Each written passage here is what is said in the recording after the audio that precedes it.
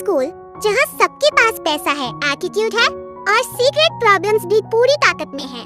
और उसी दुनिया में एंट्री होती है एक सिंपल, सीधी, मजबूत लड़की की जो सबकी लाइफ उलट पुलट कर देती है। यह है द एयर्स, एक ऐसा के ड्रामा जिसमें अमीरों की लाइफ भी है, गरीबों का संघर्ष भी है, रोमांस भी है और भरपूर इमोशनल ड्रामा भी। लेकिन इस सीरीज में एक छुपी हुई गलती भी है जो ज्यादातर लोग नोटिस नहीं कर पाते और वह गलती मैं आपको आगे बताऊंगी। चलो अब कहानी में घुसते हैं। यह कैरेक्टर समझ लो भाई, क्योंकि इस ड्रामा में हर बंदा इम्पोर्टेंट है। किम तान अमीर फैमिली का बेटा, लेकिन दिल से काफी इमोशनल। चा यून संग एक सिंपल लड़की जो लाइफ में स्ट्रगल करके आगे बढ़ना चाहती है। चो यंग डो पहले बुली लगता है लेकिन अंदर से पूरी तरह टूटा हुआ है।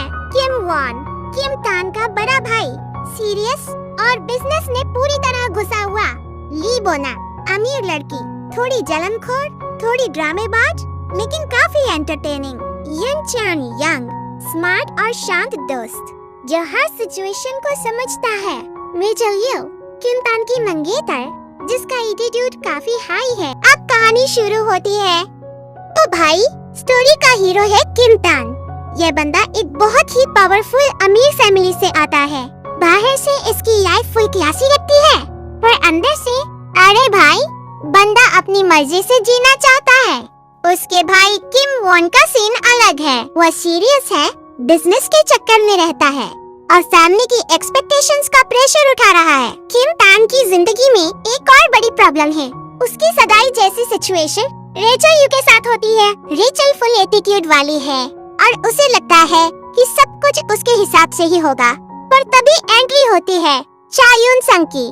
चा यून संग एक सिंपल और मेहनती लड़की है। न कोई दिखावा, न नकली एटीट्यूड, बस एकदम सच्ची इंसान। वह अपनी माँ के साथ स्ट्रगल करती है और अपनी लाइफ में कुछ बड़ा करना चाहती है। किम तान को यून संग पहली नजर में ही सबसे अलग लगती है और यहीं से कहानी में प्यार का चक्कर शुरू होता है। स्टोरी का ट्विस्ट किम तान को यून संग से प्यार हो जाता है। लेकिन प्रॉब्लम ये है कि दोनों की दुनिया एक जैसी नहीं है। एक तरफ अमीर फैमिली का प्रेशर, दूसरी तरफ मिडिल क्लास स्ट्रगल। और इस अमीर दुनिया में प्यार से ज्यादा जरूरी होता है स्टेटस, इमेज और फैमिली की मर्जी। किम तान और यून संग छुप छुप कर अपने जज्बात महसूस करते हैं, लेकिन उनका रिश्ता बिल्कुल भी आसान नहीं होता। इधर ली बोना और यून चान यंग की अपनी साइड स्टोरी चलती है। ली बोना थोड़ी जलनखोर, थोड़ी इमोशनल और पूरी ड्रामा क्वीन टाइप है, लेकिन यून चान यंग स्मार्ट और शांत है और दोनों की केमिस्ट्री अलग ही लेवल की लगती है। यंग डो की एंट्री। अब आता है सबसे इंटेंस कैरेक्टर चोई यंग डो। पहले तो यह बंदा पूरी तरह रूड, घमंडी और बुरी टाइप लगता है। ऐसा लगता है जैसे बस सबको दबाने ही आया है। लेकिन भाई जैसे जैसे कहानी आगे बढ़ती है समझ आता है कि यंग डो अंदर से पूरी तरह टूटा हुआ है। उसके पास दर्द है, अकेलापन है और इमोशनल बोझ भी बहुत ज्यादा है। और हाँ, उसे भी चा यून संग पसंद आने लगती है। अब सीन और ज्यादा कॉम्प्लिकेटेड हो जाता है। एक तरफ किम तान का प्यार, दूसरी तरफ यंग डो का टूटा हुआ दिल और बीच में यून संग जो अपनी इज्जत और आत्मसम्मान के साथ मजबूती से खड़ी रहती है। ड्रामा में स्कूल का फैन सर्कल भी काफी इंटरेस्टिंग है। जो म्यूंग सू एक आसान स्वभाव वाला बंदा है जो हर टेंशन को हल्का कर देता है। वो स्टाइलिश भी है और फनी भी। और यून चान यंग सबसे संतुलित कैरेक्टर है जो दोस्ती और सच्चाई दोनों को अच्छी तरह समझता है। ये दोनों कैरेक्टर्स कहानी को ज्यादा भारी होने से बचाते हैं, क्योंकि ड्रामा में सिर्फ रोना धोना और जलन ही नहीं चाहिए भाई, थोड़ा हल्का फुल्का माहौल भी होना जरूरी है। प्रेशर अब आता है असली तगड़ा सीन, फैमिली का प्रेशर। किम तान की फैमिली को यह लव स्टोरी बिल्कुल पसंद नहीं आती।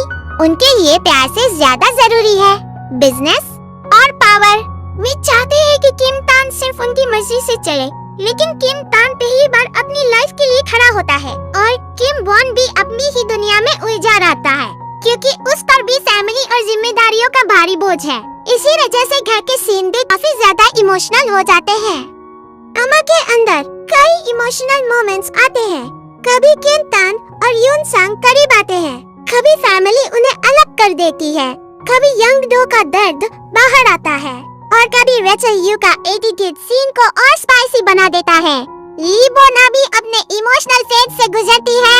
वो सिर्फ जलनखोर लड़की नहीं है, उसके अंदर भी अपने जज्बात है। यही चीज द एस को इंटरेस्टिंग बनाती है। हर कैरेक्टर का अपना एक छोटा सा वर्ल्ड है। अब ड्रामा में पूरा इमोशनल रोलर कोस्टर शुरू हो जाता है। कभी किम तान और यून संग करीब आते हैं, कभी फैमिली उन्हें अलग कर देती है, कभी यंग डो का दर्द सामने आ जाता है और कभी सब कुछ एकदम भारी और हैवी हो जाता है। इस ड्रामा की असली बात यह है कि यह सिर्फ रोमांस नहीं दिखाता, यह अमीर और गरीब की जिंदगी के गैप को भी दिखाता है। एक तरफ लोग सब कुछ रखते हैं और दूसरी तरफ कुछ लोग सिर्फ अपनी इज्जत और सपने बचाने के लिए लड़ रहे होते हैं। किम तान और यून संग के रिश्ते को एक दिशा मिलती है। ड्रामा ये मैसेज देता है कि सच्चा प्यार सिर्फ स्टेटस से नहीं होता। सच्चा प्यार तब होता है जब दो लोग एक दूसरे को समझें, सपोर्ट करें और मुश्किल समय में साथ न छोड़े। यंग डो भी एंड तक थोड़ा बदल जाता है। वह सिर्फ रूड बॉय नहीं रहता, बल्कि ऐसा बंदा लगता है जिसे बस स्वीकार्यता, एक्सेप्टेंस चाहिए थी। किम वॉन और रेचल यू जैसे कैरेक्टर्स भी कहानी को और लियर्ड और दिलचस्प बना देते हैं। इसमें मिस्टेक और फाइनल लाइन, लेकिन अब आती है सबसे बड़ी मिस्टेक। इसका कमजोर पॉइंट ये था कि कुछ पार्ट्स थोड़े स्ट्रेच लगते हैं। कुछ सीन बार बार वही कॉन्फ्लिक्ट रिपीट करते हैं। कुछ साइड कैरेक्टर्स को और स्ट्रॉन्ग स्क्रीन टाइम मिलना चाहिए था और एंडिंग भी हर व्यूअर को पूरी तरह संतुष्ट नहीं कर पाई। मतलब ड्रामा आइकॉनिक था, इमोशनल था, रोमांटिक था, लेकिन कहानी और टाइट हो सकती थी। फाइनल लाइन, फिर भी भाई द हेयर्स एक क्लासिक के ड्रामा है क्योंकि इसमें रोमांस है, दर्द है, रिच वर्सेस पुअर का ड्रामा है और ऐसे कैरेक्टर्स हैं जो याद रह जाते हैं। अगर तुझे rich boy, poor girl, school romance, friendship और इमोशनल ट्विस्ट वाली स्टोरी पसंद है तो द एस फुल पैसा वसूल है।